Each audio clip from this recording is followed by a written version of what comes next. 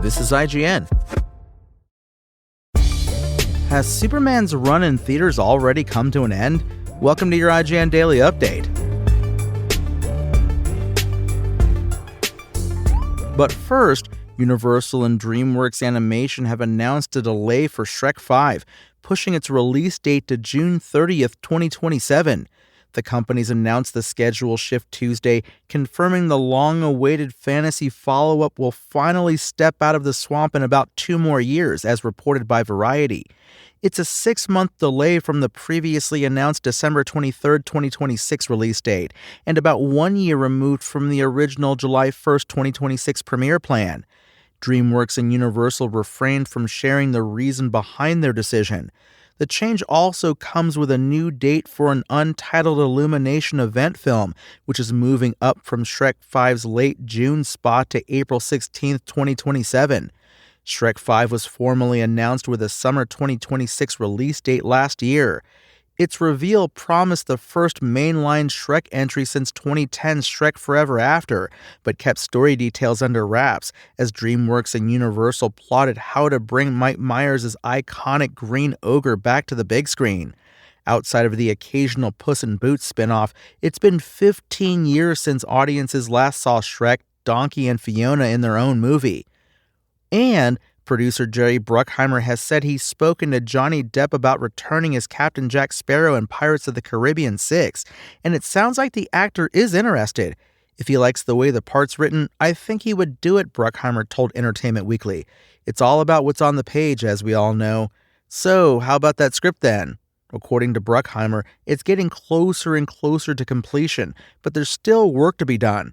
We are still working on a screenplay, he said.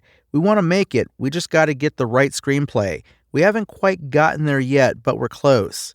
Bruckheimer has for some time now teased the potential for Disney's long-awaited Pirates of the Caribbean 6, which would follow 2017's Dead Men Tell No Tales.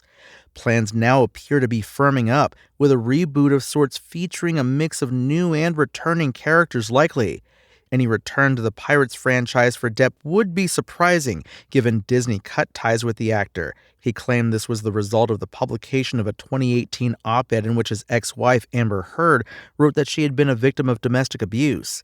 Speaking recently, Orlando Bloom said he was open to returning as Will Turner after sailing off into the sunset with Keira Knightley's Elizabeth Swann back in 2007's Pirates of the Caribbean at World's End. Meanwhile, Depp is slowly but surely returning to the limelight. He's currently working on creating the character of Hyde for a new graphic novel, and Ridley Scott is involved.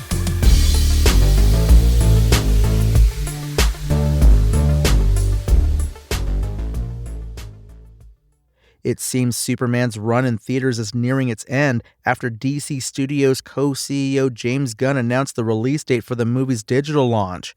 In a post on social media, Gunn said Superman's home release is set for this Friday, August 15th. He then indicated the movie will soon end its theatrical run by saying, or catch it while it's still in theaters. Assuming he means Superman's run in theaters ends this weekend, it'll have lasted 6 weeks. Its latest box office is $578.8 million globally following Weekend 5, having added $7.8 million domestically and internationally last weekend.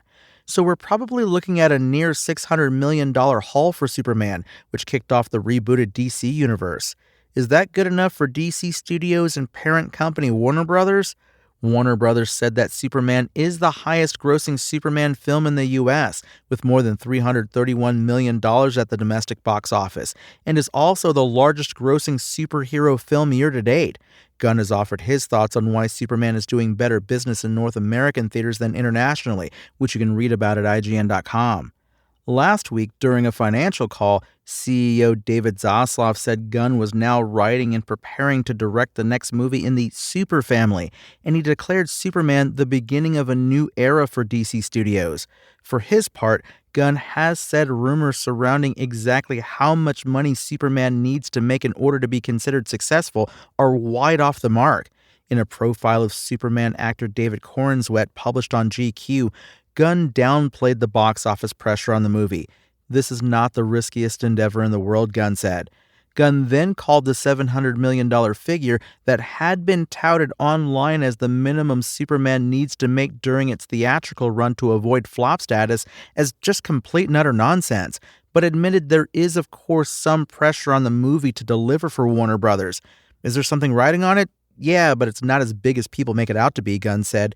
They hear these numbers that the movie's only going to be successful if it makes $700 million or something, and it's just complete and utter nonsense. It doesn't need to be as big of a situation as people are saying. It is, after all, kickstarting Gunn and fellow DC Studios CEO Peter Safran's rebooted DCU, which already has a number of eye-catching follow-ups in the works.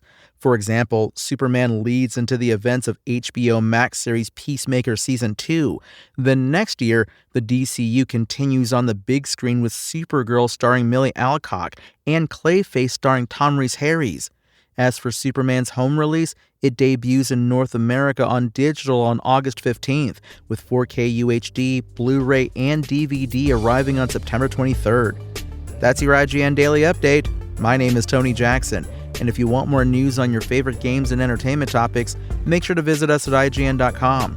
You can also download our free app on your phone or console and subscribe to our weekly podcast through the podcast service of your choice.